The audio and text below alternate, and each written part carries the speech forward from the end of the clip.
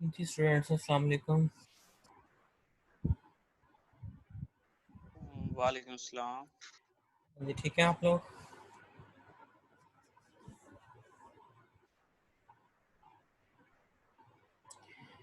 अच्छा, तो नॉर्मलाइजेशन का टॉपिक स्टार्ट करते हैं।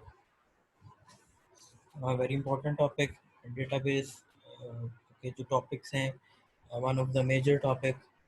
तो लास्ट टाइम हमने टॉपिक जो डिस्कस किया था अनोमलीज का, उससे फर्दर फिर ये जो टॉपिक है नॉर्मलाइजेशन का निकलता है। अनोमलीज का हमने डिस्कस किया था कि हम जब डेटाबेस डिज़ाइन करते हैं, लॉजिकल आर्किटेक्चर जब हम डिज़ाइन करते हैं, लाइक डेटा को हम कलेक्ट करते हैं और रिलेट करते हैं आपस में in the form of some tabular form, tables को आपस में लिंक करवाते हैं। तो there are always chances of errors. किसी भी सॉफ्टवेयर को जब डेवलप किया जाता है या डेटाबेस जो हम बना रहे हैं, तो देर आर ऑलवेज चांसेस के एरर्स एग्जिस्ट करेंगे, और उन एरर्स की वजह से हमारा जो एक्चुअल फंक्शन है, जो हमें रिक्वायर्ड फीचर्स हैं, वो नहीं मिलते हैं। तो that is the anomalies. Database के अंदर हमारा जो मेजर काम है, हम जो एक्टिविटी परफॉर्म करते हैं, हम डेटा को स्टोर करवाते हैं, रिट्रीव करते हैं, डेटा के ऊपर डिफरेंट एक्टिविटीज़ परफॉर्म करते हैं। तो डेटाबेस एनवायरनमेंट के अंदर जो अनोमलीज हैं, जो एरर्स हैं, though may cause the false operations. Like आप इंसर्ट करते हैं एक चीज़ को, लेकिन वो प्रॉपर इंसर्ट वैल्यूज़ नहीं हो रही हैं, स्टोर नहीं हो रही हैं। आप डिलीट करते हैं, आपने डिलीट एक चीज़ को, एक फील्ड को, एक डेटा एलिमेंट को करना है, लेकिन उसके साथ कुछ और चीज़ें इफ़ेक्ट हो रही हैं, डिलीट हो रही हैं या नहीं हो रही हैं, कुछ मिसिंग आइटम्स हैं। आप कोई वैल्यूज़ को अपडेट कर रहे हैं, तो उसकी अपडेशन के अंदर इश्यूज आ रहे हैं। तो that means there are issues in the logical architecture of the data. Due to that हमारा ऑपरेशन प्रॉपर परफॉर्म नहीं कर रहा है। So those anomalies must be removed before the actual functioning of the database. तो जब हम उन anomalies को remove कर लेते हैं, फिर हमारा एक reliable activity जो है उसका प्रोसीजर स्टार्ट होता है। तो नॉर्मलाइजेशन का हमारे पास जो प्रोसीजर है, this is basically used to remove those anomalies from the data. हमारे नॉर्मलाइजेशन की डिफरेंट एक्टिविटीज़ हैं। नॉर्मलाइजेशन का हम जब टॉपिक पढ़ते हैं, तो डिफरेंट स्टेप्स के अंदर इस नॉर्मलाइजेशन के प्रोसीजर को डिवाइड किया गया है। तो वो प्रोसीजर हमारे पास जो है नॉर्मल फॉर्म्स कहलाती हैं। तो बेसिकली नॉर्मलाइजेशन हम यूज़ करते हैं to purify the data. Different angle से मैं इसकी डेफिनेशन आपको एक्सप्लेन कर रहा हूँ, गाइड कर रहा हूँ कि नॉर्मलाइजेशन, एक तो हम कहते हैं कि हम एनॉमलीज को रिमूव करने के लिए यूज़ करते हैं। फिर हम कह सकते हैं कि नॉर्मलाइजेशन का जो प्रोसेस है, ये डेटा को प्योरीफाई करने के लिए यूज़ होता है। प्योरीफाई मीन्स कि हम डेटा को अपने मुताबिक लेके आते हैं, एरर फ्री रिलायबल डेटा हमें रिक्वायर्ड होता है। तो इस प्रोसेस से हम डेटा को प्योरीफाई करते हैं, और डेटा को रिलायबल या सिंपल बनाने के लिए हम ये प्रोसीजर फॉलो करते हैं। तो नॉर्मलाइजेशन, जैसा कि इसकी डिफरेंट फॉर्म्स हैं, यहाँ पे जो डेफिनेशंस लिखी हैं भी मैं एक्सप्लेन कर देता हूँ। The process of producing simpler and more reliable database structure is called normalization. It is used to create suitable set of relation for storing data. अब यहाँ पे suitable का जो word आ रहा है, it is used to create a suitable set. तो suitable set क्या होगा?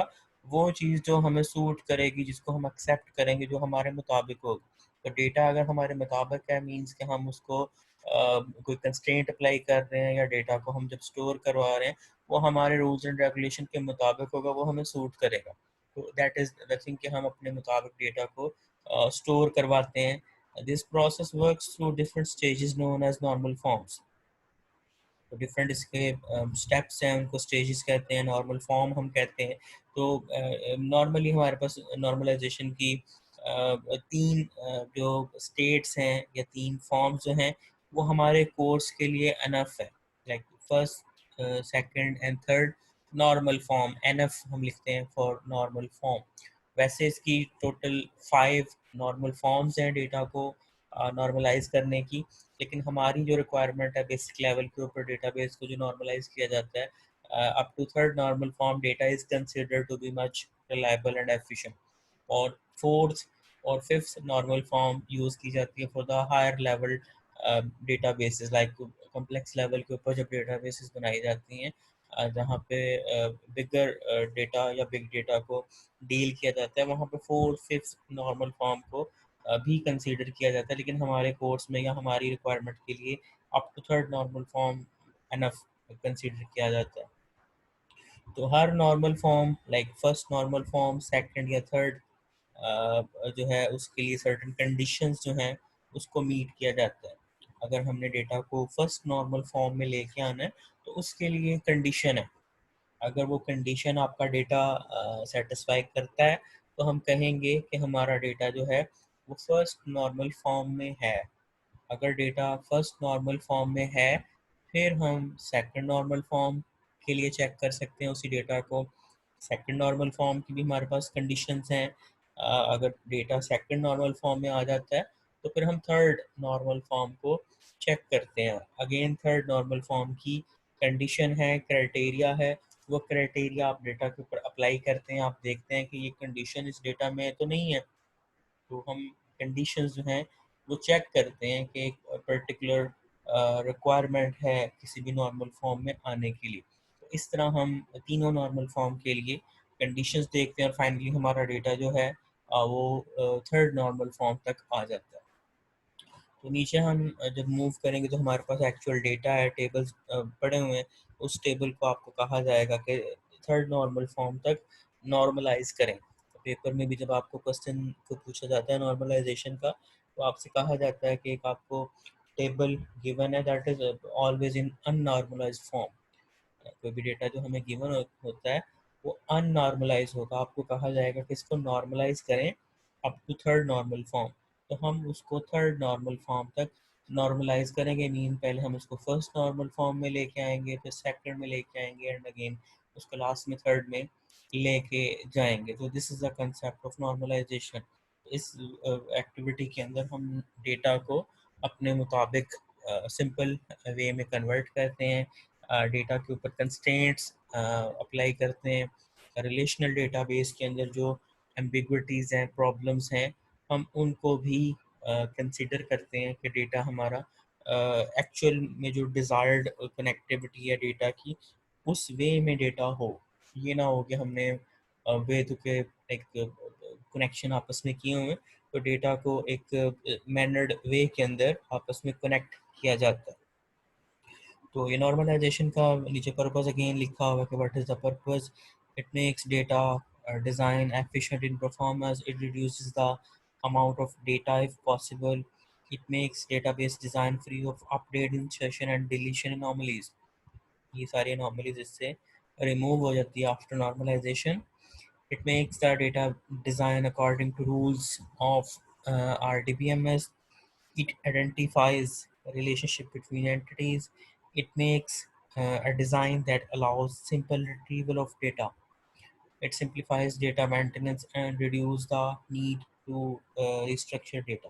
तो ये इसके कुछ पर्पसेस हैं। देन कैरेक्टरिस्टिक्स नॉर्मलाइजेशन के अंदर कुछ होती हैं, ये हमने तमाम चीज़ों पे पढ़ी हैं, इसको अगेन में पढ़ लेता हूँ। Each relation must have a की फील्ड। रिलेशन हम किसको कह रहे हैं, हम टेबल को कह रहे हैं। मस्ट हैव अ की फील्ड, की फील्ड क्या होती है, लाइक कोई भी प्राइमरी की या कोई भी ऐसा एट्रीब्यूट जिसको हम की के तौर पे यूज़ कर सकें, की डिक्लेयर कर सकें। All fields must contain atomic value, atomic या सिंगल वैल्यू हम इसको कहते हैं, एटॉमिक डेटा वैल्यूज़।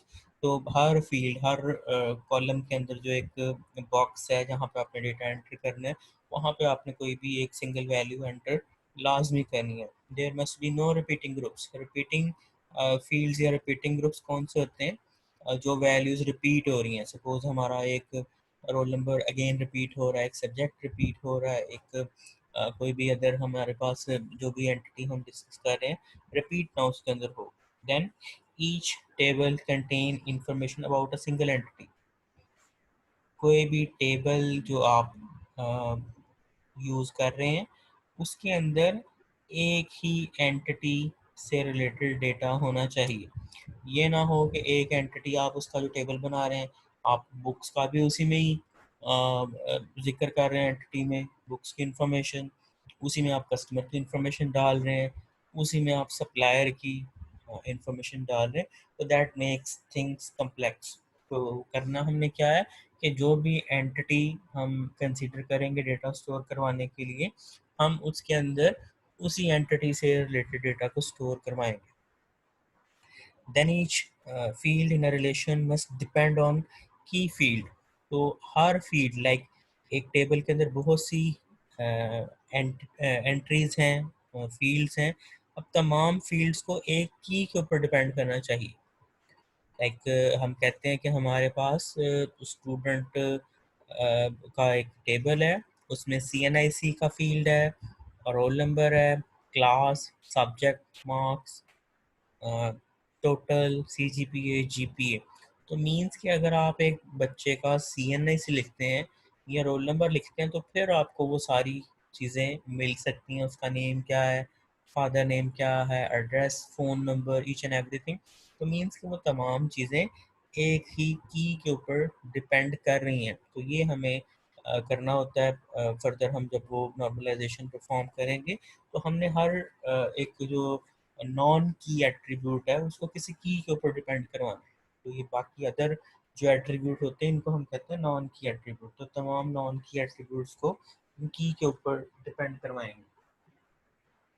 और लास्ट पे ये अगेन वही लिखा हुआ है, ऑल नॉन की fields must be mutually independent. अब वो नॉन की इंडिपेंडेंट होती हैं, लाइक आप कोई भी अपनी एज लिखते हो तो एज इज इंडिपेंडेंट, एज किसी चीज़ के ऊपर डिपेंड नहीं कर रही।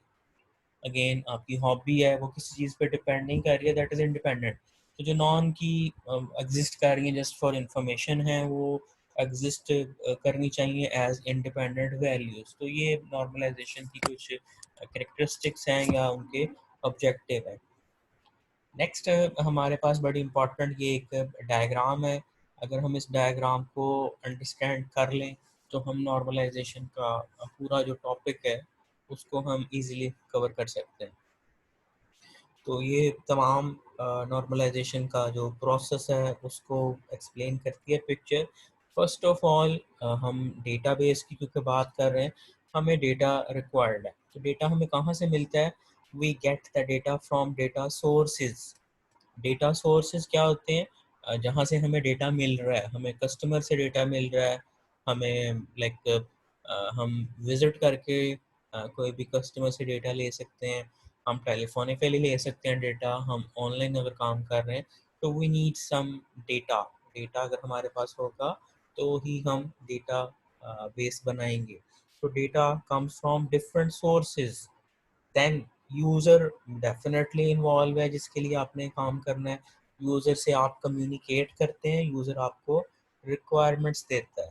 यूज़र से हम क्यों लिंक करते हैं या कम्युनिकेट करते हैं? Because user is our customer, हम कस्टमर के लिए काम कर रहे हैं।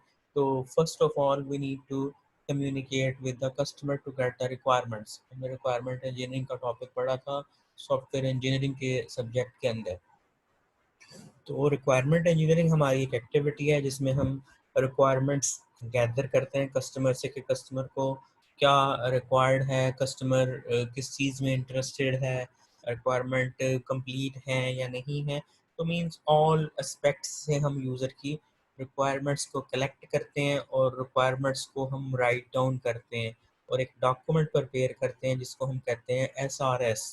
ये आपको याद होगा, हमने रिक्वायरमेंट इंजीनियरिंग के सब्जेक्ट लाइक हमने सॉफ्टवेयर इंजीनियरिंग में एक चैप्टर पढ़ा था सॉफ्टवेयर रिक्वायरमेंट्स का, उसमें हमने एक डॉक्यूमेंट डिस्कस किया था SRS। तो रिक्वायरमेंट्स जब हमारे पास आ जाती हैं हम SRS डॉक्यूमेंट प्रिपेयर करते हैं। उस डॉक्यूमेंट में क्या होता है?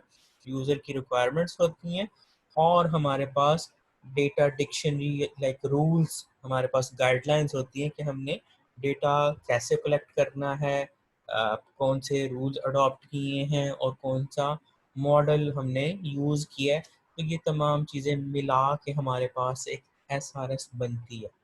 SR एक रिक्वायरमेंट का पूल है, पूल ऑफ रिक्वायरमेंट्स। तो इन रिक्वायरमेंट्स की बेस पे हम डेटाबेस डिज़ाइन करेंगे। अब रिक्वायरमेंट्स जब आपके पास आ गई हैं तो हमारे पास एक कलेक्शन बन गई है, तो बहुत सी चीज़ें हमने एक डॉक्यूमेंट में लिख ली हैं। अब फर्स्ट हमारे पास एक्टिविटी क्या है, ये जो आपके पास एक रफ सेट ऑफ रिक्वायरमेंट्स हैं, इनको आप टेबल की फॉर्म में कन्वर्ट करेंगे। फर्स्ट क्या करेंगे, ये रिक्वायरमेंट है transfer attributes into table format. बहुत सी आपके पास रिक्वायरमेंट्स हैं, आप एंटिटीज़ की बेस के ऊपर उन तमाम इंफॉर्मेशन को ट्रांसफ़र करेंगे इनटू टैबुलर फॉर्मेट। तो टेबल के अंदर तो हम किसी भी वे में उसको कन्वर्ट कर सकते हैं, लेकिन क्योंकि टेबल के अंदर अभी आपने कोई भी रूल या रिलेशनशिप नहीं लगाया, तो फ़िलहाल आपके पास डेटा जो बनता है that is in unnormalized form, UNF। अननॉर्मलाइज क्या होगा कि उसमें कोई प्रॉब्लम्स हो सकते हैं, इश्यूज हो सकते हैं, डेटा रिलायबल नहीं होगा, इनकंसिस्टेंट होगा। तो हमने उसको नॉर्मलाइजेशन की जो फॉर्म्स हैं अप्लाई करते हुए डेटा को प्योरीफाई करना है। तो फर्स्ट नॉर्मल फॉर्म हमारे पास कहाँ से निकलेगी, अननॉर्मलाइज फॉर्म को जब आप रिपीटिंग ग्रुप्स को रिमूव करेंगे। फर्स्ट नॉर्मल फॉर्म की हमारे पास रिक्वायरमेंट है। अगर आपने डेटा को फर्स्ट नॉर्मल फॉर्म के अंदर लेके आना है तो आप रिपीटिंग ग्रुप्स को रिमूव करेंगे। रिपीटिंग ग्रुप्स क्या होते हैं, एक एंट्री के अगेंस्ट बहुत सी वैल्यूज़ आपने स्टोर की हैं। मीन्स कि आप कोई एक नंबर के अगेंस्ट मल्टीपल ऑप्शन सेलेक्ट कर दें।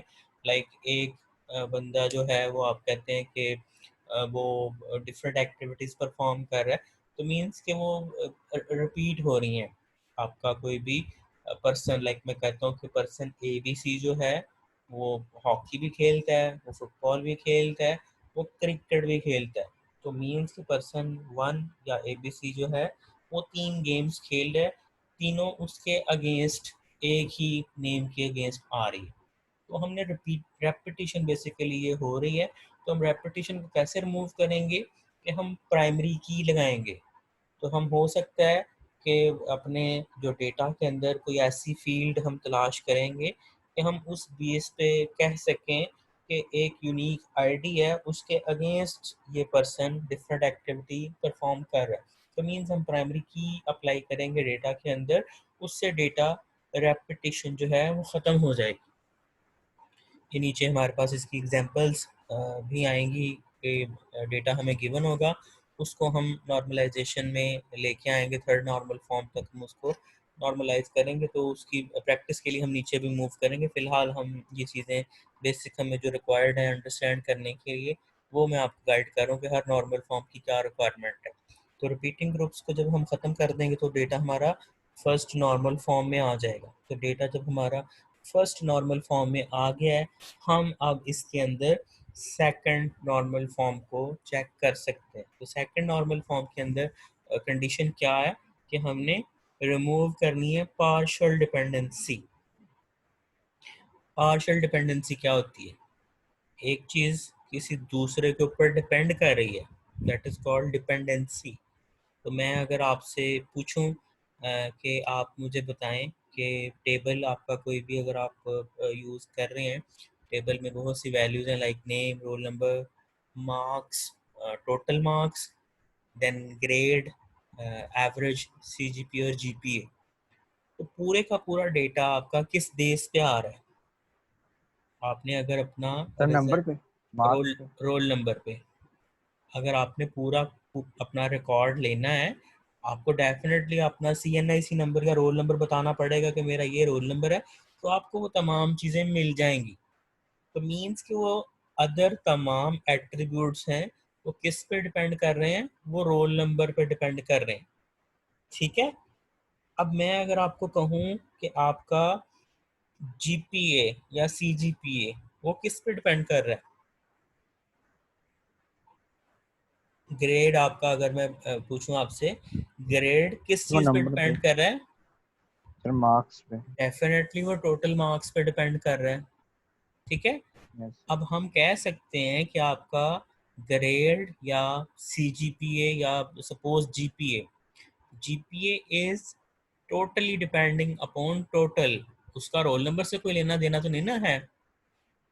रोल नंबर पे वो नो डाउट डिपेंड कर रहा है कि जब तक आप रोल नंबर नहीं देंगे आपको आपका CGPA या रिजल्ट टोटल वैल्यू आपको नहीं मिलेगी। तो हम कहते हैं कि आपका मार्क्स जो हैं वो डिफाइन कर रहे हैं आपके CGPA को, GPA को, ग्रेड को। तो मार्क्स जो हैं क्योंकि वो डिफाइन कर रहे हैं, तो आपका CGPA, GPA या ग्रेड वो तमाम के तमाम डिपेंड कर रहे हैं टोटल के ऊपर, लेकिन ये पार्शली डिपेंड कर रहे हैं रोल नंबर के ऊपर। फुली किसके ऊपर डिपेंड कर रहे हैं, ग्रेड या आपका GPA फुली डिपेंडेंट है ये टोटल मार्क्स पे, लेकिन पार्शली किस पे डिपेंड कर रहे हैं, रोल नंबर पे। तो this is called the partial dependency, कि एक चीज हो सकता है किसी की पे पार्शली डिपेंड कर रही हो।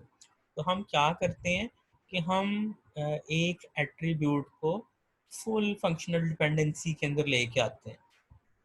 मीन्स कि हम कहते हैं कि जो चीज़ जिसके ऊपर डिपेंड कर रही है हमने उसको शो करना है। अगर किसी टेबल के अंदर ऐसा सीन हो कि मार्क्स आपके रोल नंबर पे पार्शली डिपेंड कर रहे हैं, वो हमने पार्शियल डिपेंडेंसी को रिमूव करना है।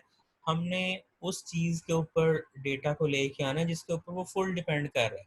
तो यहाँ पे क्या चीज़ है कि हमारा मार्क्स जो है वो टोटल के ऊपर डिपेंड कर रहा है। तो हम उस डिपेंडेंसी को ख़त्म करेंगे, पार्शियल को हम टोटल के ऊपर लेके आएंगे, उसको फुल फंक्शनल डिपेंडेंसी के अंदर लेके आएंगे। तो ये चीज़ क्लियर है। नीचे हमारे पास एग्जांपल भी आएंगी, वहाँ पे फिर आपको और क्लियर हो जाएगा। तो फिलहाल मैं आपको ये डेफिनेशंस थोड़ी सी क्लियर कर रहा हूँ। नेक्स्ट हमारे पास जो एग्जांपल आएगी उसमें ये हम एग्जांपल से कवर करेंगे। तो सेकंड नॉर्मल फॉर्म में आपका डेटा कब आ जाएगा, जब आप पार्शियल डिपेंडेंसी को रिमूव कर देंगे। फिर हमारे पास ऑप्शन है कि हम डेटा को थर्ड नॉर्मल फॉर्म में लेके आ सकते हैं। थर्ड नॉर्मल फॉर्म में डेटा को लाने के लिए हमारे पास कंडीशन है remove transitive dependency. Transitive dependency अब क्या होती है, ऊपर हमने पार्शियल डिपेंडेंसी और फंक्शनल और नॉन फंक्शनल डिपेंडेंसी का डिस्कस किया। तो ट्रांजिटिव डिपेंडेंसी क्या होती है। अब डेटा के अंदर हमारे पास नॉन की एट्रीब्यूट्स कौन कौन से हो सकते हैं।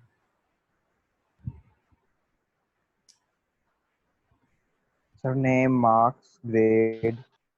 नॉन की, ठीक है, नेम है आपका, मार्क्स हैं, या आपके पास ग्रेड, CGPA, GPA, ये सारी चीज़ें, इनको हम Marks. की एट्रीब्यूट नहीं यूज़ कर सकते। ऐसा ही है। तो हमारा दो एट्रीब्यूट, लाइक वो दोनों नॉन की हैं। हमारा मार्क्स जो है वो भी नॉन की एट्रीब्यूट है, क्योंकि हम मार्क्स को एज अ की सिलेक्ट नहीं कर सकते, कि कर सकते हैं,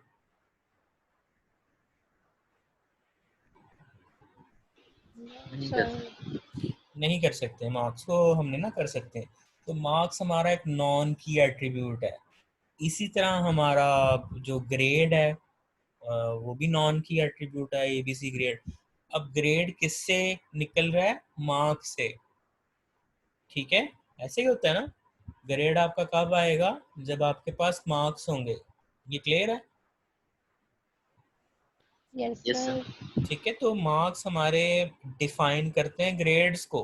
तो ये दोनों क्या हैं, ये दोनों नॉन की एट्रीब्यूट हैं, ठीक है, दोनों नॉन की एट्रीब्यूट हैं। तो इस सीन में क्या हो रहा है, एक नॉन की एट्रीब्यूट किसी दूसरे नॉन की एट्रीब्यूट के ऊपर डिपेंड कर रहा है। ऐसा ही हो रहा है ना।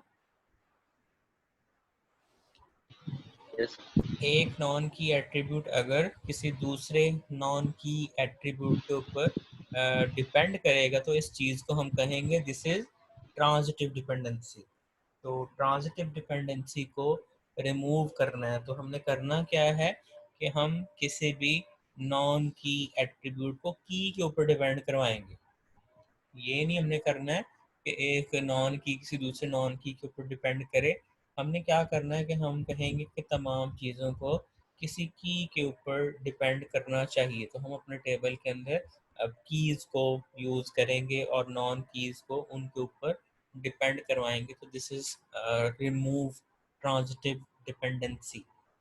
तो ये हमारा थर्ड नॉर्मल फॉर्म तक हमें जो रिक्वायर्ड है, अगर हम ये तीन कंडीशंस को फुलफिल करते हैं तो हमारा डेटा जो है वो थर्ड नॉर्मल फॉर्म में आ जाएगा।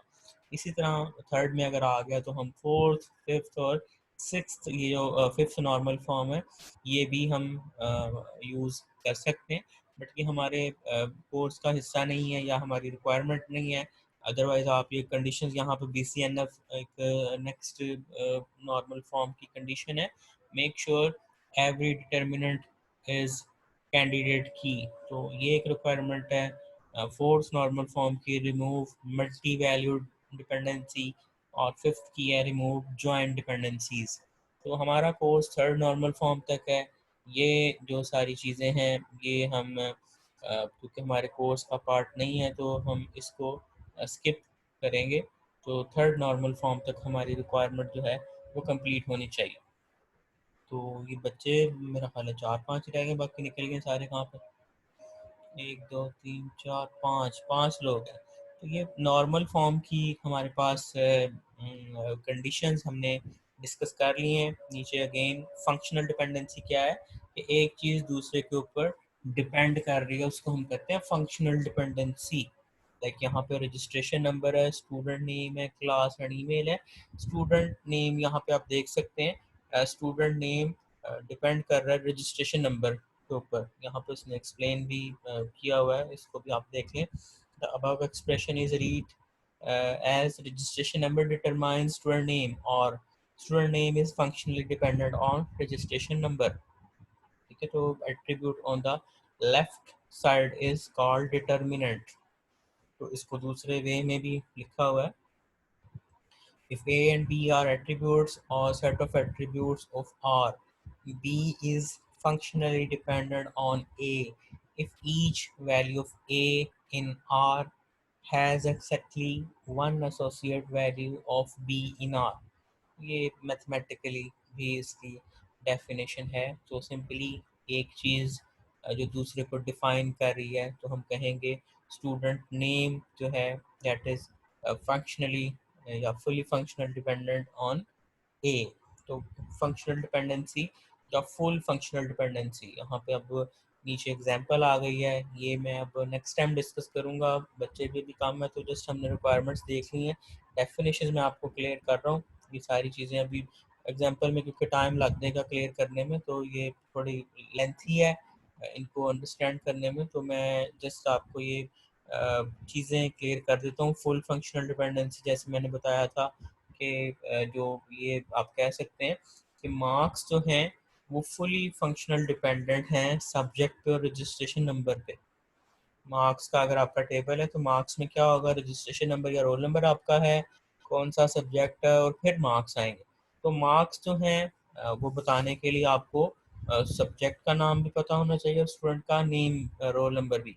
तो मीन्स हम कहते हैं marks is fully functionally dependent on both fields because it is not functionally dependent on either registration number or subject alone। Marks लगाने के लिए आपको बच्चे का रोल नंबर भी चाहिए और उसका सब्जेक्ट भी। इसी तरह सेकंड नॉर्मल फॉर्म की कंडीशन हम ऊपर पढ़ के आए हैं, ये भी यहाँ पे इम्प्लीमेंट हो रही हैं। देन हमारे पास ये ट्रांजिटिव डिपेंडेंसी का मैंने बताया था कि नॉन की एट्रीब्यूट किसी दूसरे नॉन की एट्रीब्यूट को डिफाइन कर रहा है, तो ये हमारे पास ट्रांजिटिव डिपेंडेंसी होनी चाहिए। सारी इसकी एग्जांपल हैं, तो एग्जांपल में इंशाल्लाह नेक्स्ट टाइम हम इसको कवर कर लेंगे। अब हमें टाइम का पता लग गया काफ़ी ज़्यादा है सेमेस्टर के अंदर। टाइम सुनने में आया है कि 31 अगस्त तक आपकी शायद ऑनलाइन क्लासेस चलेंगी।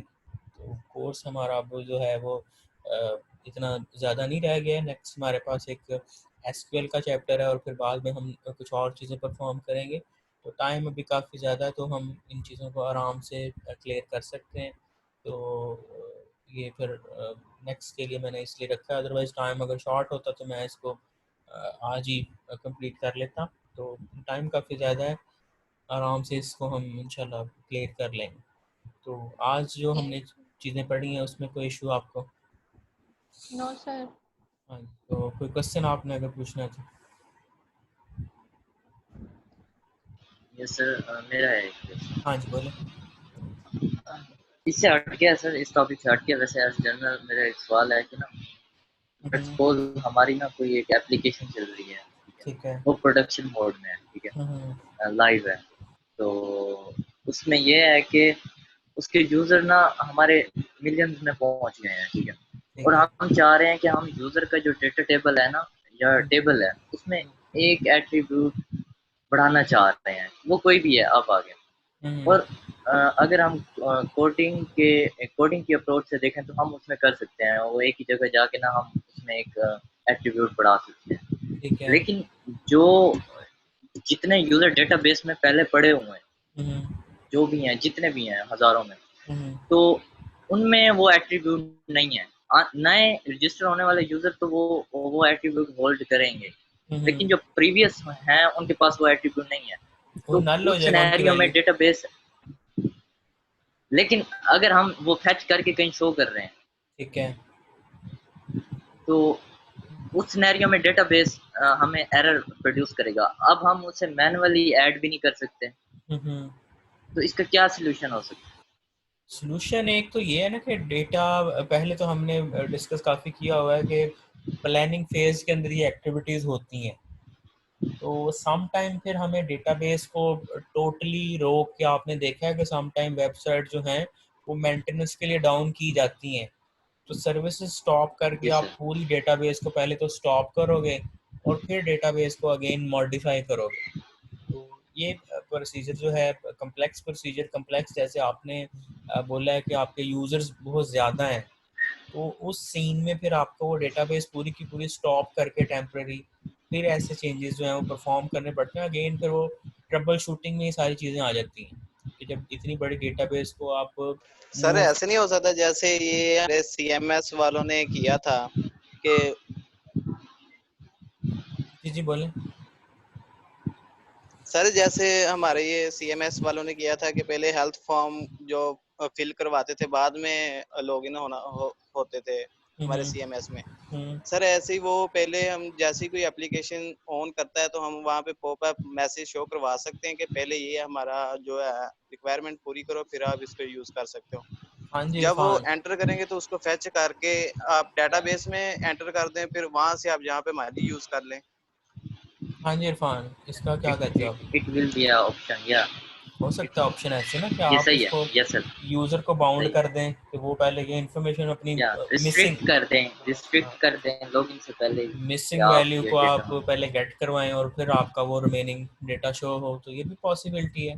तो रियल एनवायरनमेंट में यस जब आप काम करते हैं तो आपको फिर मुख्तलिफ, अभी हम क्योंकि चीज़ों को अंडरस्टैंडिंग के लिए पढ़ रहे हैं, प्रैक्टिकली इसकी इम्प्लीमेंटेशन डिफरेंट है।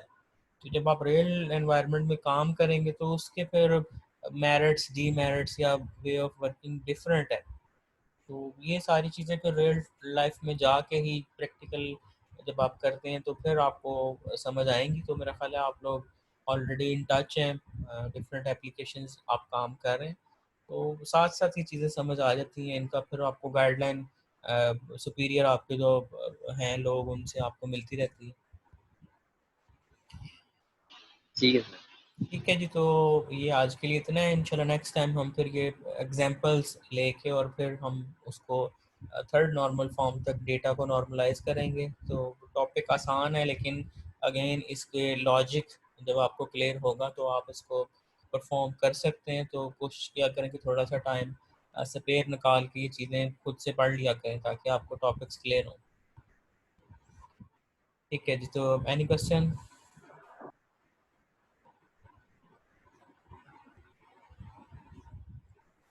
चलो ठीक है, thank you, no sir. Thank you so much. अल्लाह हाफिज़। ओके सर, अल्लाह हाफिज।